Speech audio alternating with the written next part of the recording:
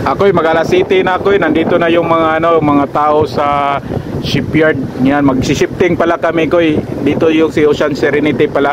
Kami papalit ni Ocean Serenity doon na. Nag-shifting na siya, tapos medyo mahangin ngayon, makulimlim, maulan kasi merong bagyo. Tinatanggal na pala ng taga-shipyard yung mga wire dito sa welding machine ko.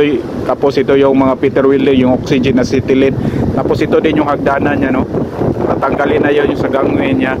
Tapos meron na pala tayong dito, mas malakas lang yung hangin. Meron na tayong tugboat dito, si SL Mabini, siya mag-assist natin. Nakamidpass na siya dito sa Pupa. Tapos yung isang tugboat na dito, si Cedar number 9, doon siya sa proa natin na mag-assist. Wala na kaming kuryente ko, yung tubig ko kasi itanggal naman nila yung yung tubig namin, yung shore connection namin para sa ilaw namin, tapos sa tubig namin kasi magsishifting kami doon sa kabila, yun doon kami magsishifting. Pero bigyan naman kami ng shore connection pag nakashifting na kami doon dito sa kabila. Yan ko, tanggal na yung gangway namin ko, na ng mobile crane ko yan. Ito yung gangway namin, tanggal na, wala na kaming gangway, lipat na naman kami doon sa kabila. Sir, good morning sir. Nandito na yung natin, yung magaling na dockmaster. Yan.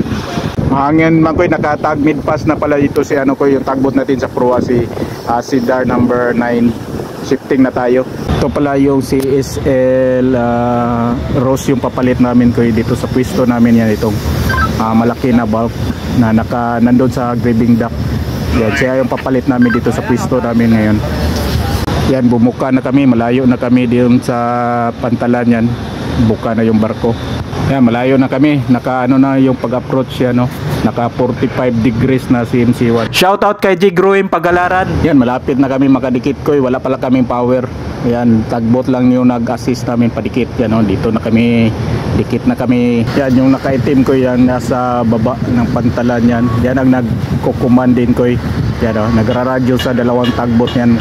Dalawa sila ngayon, ito. Si Sir shoutout kay Sir Jobin Bintra from Bacolod City Container Yard, Dockmaster. Yan, lapit na kami nakadikit ngayon. Yan, kaunti na lang, dikit na kami. Yan, ito yung tawag siya sa tugboat ko ya. Agway up. Sir Bini Igam. Yan ko, nakadikit na kami dito ko, dito sa gilid ko. Tapos si area na tong tugboat na to, in position na kami. Meron na kaming mga lobid.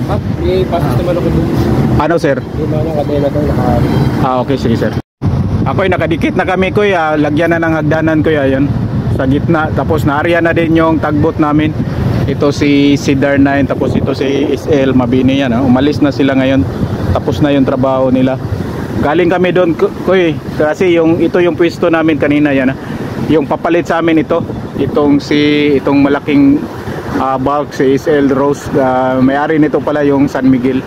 Biyahe itong labas, dito siya sa graving dock, yung pump in pump out ng tubig ba yun. Kung nagustuhan mo yung video, please like and follow. Thank you for watching. God bless.